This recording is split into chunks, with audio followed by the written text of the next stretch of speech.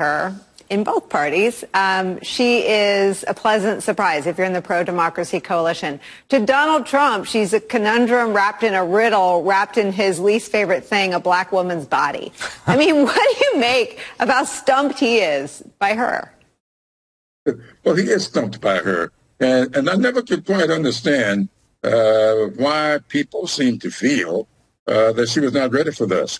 This lady had been district attorney, attorney general, a United States senator, vice president, and what more do you need to do to demonstrate that you are prepared to be president of the United States? That's a resume that very few people in recent years have been able to take into the presidency. And so I've been telling people that when I saw her on the spur of the moment, jumped on a plane and she ran down to Nashville, Tennessee, to stand by those three people, a white woman and two young black men who had been unfairly kicked out of the legislature. And she stood. She didn't have any notes that night. She didn't have a teleprompter. She spoke to the American people on behalf of two people who were disenfranchised and discriminated against in a way that said to me, she is ready. And when she went out around the country to lay out her plan for reproductive freedoms, I said to a friend of mine, this lady is cooking with gas. And I just knew that she was ready for this task. And so when I heard all of this talk prior to the convention that if Joe Biden were to discontinue his candidacy, we need to find a new clean slate, I made it very clear. What we needed to do was turn to a proven leader who has demonstrated by her speech, by her action, by her resume, that she is ready to be president of the United States. And so she is demonstrating that. And anybody who had any doubt, all they got to do, if you missed the debate 2 nights ago, Google it. The campaign released an ad that is the debate. 67 million people tuned in and watched it. I think we're in football, big football game territory, Super Bowl numbers with that audience. And again, when people see her and when people hear her, when you hear the people that are endorsing her, Liz Cheney said this was a convention speech that George W. Bush could have given. We keep comparing her to President Obama, whose campaign is similar in terms of the enthusiasm and the broad coalition. But ideologically, she has already rallied a much wider coalition. I mean, her enthusiastic supporters include Bernie Sanders and Dick Cheney. And I wonder if you can just speak to the broadness, the broad base of support, the broad base of people saying, if you love this country, there's only one candidate in November, and it's Kamala Harris. That's absolutely correct. And it's kind of interesting. If you go back and look at her candidacy back in 2019, before she dropped out of that race, everybody was saying at the time that she was too far to the right of center. Then all of a sudden we started hearing this time around, in anticipation, she's too far to the left of center. Where is she? She is right where the vast majority of the American people are. And if all of you may remember this, I think was on your show, that I once said my dad was a very conservative guy who taught us to conserve energy, to save money, but he never asked his congregations for a conservative offering. He always asked for a liberal offering. And so I just believe that there are times to be conservative, there are times to be liberal, there are times to be progressive. We have got to continue toward our trek toward a more perfect union.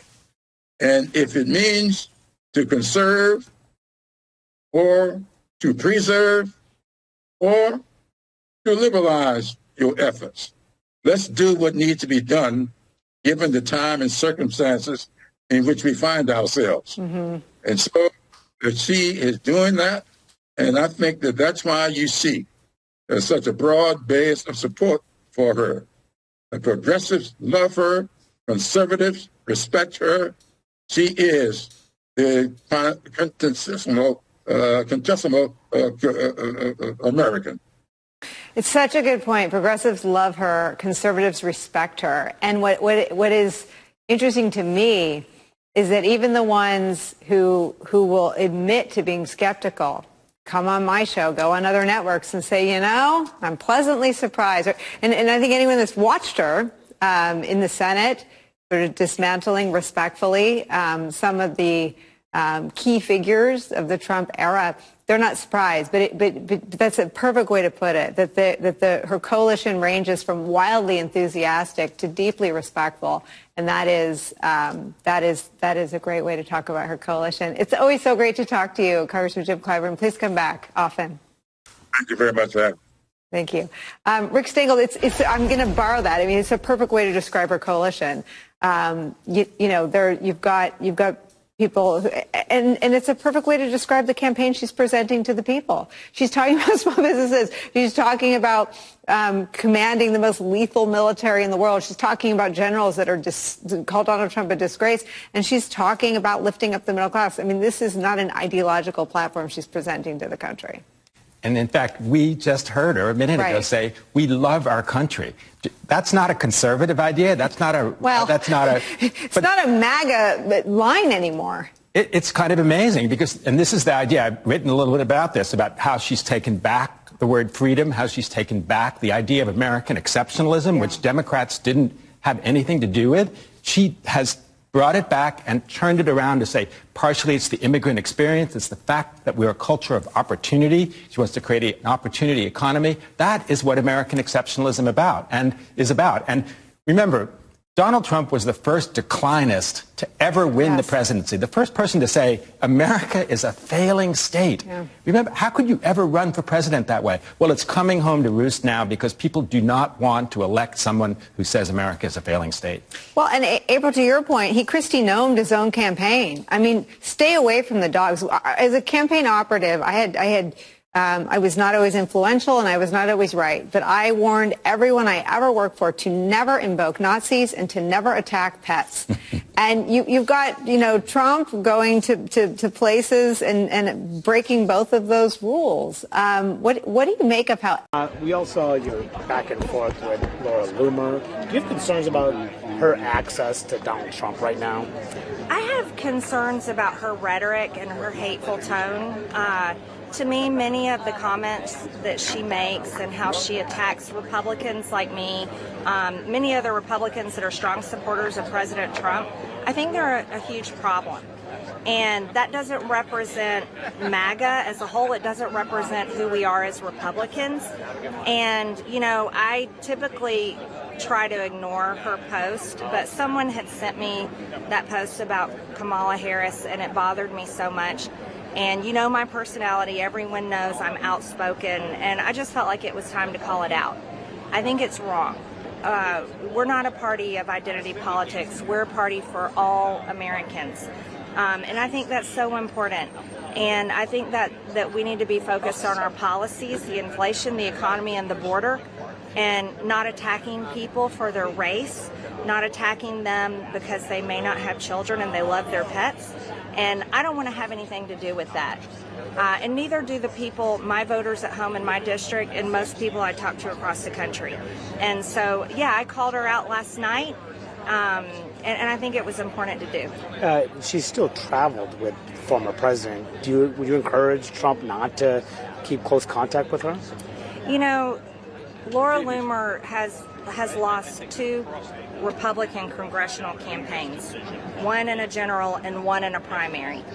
And this is such an important election. I don't think that she has the experience or the right mentality to advise a very important president. Why do you think the former president do you think that she's getting bad advice, or he's getting bad advice from her?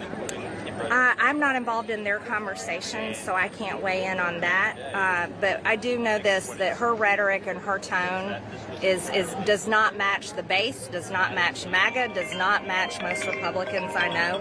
And I'm completely denouncing it. I'm over it. And I would encourage anyone else that matches her statements to stop. In Listen Springfield, carefully. they're eating the dogs. The people that came in, they're eating the cats. They're eating the pets of the people that live there. And this is what's happening in our country. And it's the same pot. But we're asking the question. The rumor is that that's his mistress and that she is on board with Sprog. Did he drill her? Yes or no? Not that we care. We're just gossiping here, like Fox News say. We don't have any evidence, but we do suspect from looking at the pictures. Is that what they say? Oh, we're making it up. There we go. Like the way they talk and their little DEI Shaniqua voices, and it's just very piercing, very irritating sound. They all have the same voice. I'm talking about Kamala Harris, Letitia James, and Fani Willis. Like all of the meritless DEI Shaniquas talk the same way. It's very obnoxious the way that they talk. Trump is actually traveling with some of these folks, conspiracy peddlers. We should note a veritable legion of doom of bigots and liars, perhaps none so depraved as this woman, Laura Loomer. Here she is getting off of Trump's plane before yesterday's debate. Just on Sunday, she posted an insanely racist message that if Harris, whose mom was an Indian immigrant, wins, quote, the White House will smell like curry and White House speeches will be facilitated via a call center, unquote. On this 23rd anniversary of 9/11, we should also note Loomer posted last year that 9/11 was a, quote, inside job, unquote. Trump continues to bring this person along on his travels with him. Why? I don't know. The challenges and rewards of motherhood, from sleepless nights to joyful milestones, bring immense fulfillment which only a mother understands. The lessons I have learned from this experience are profound, and they have shaped me in ways I could never have imagined.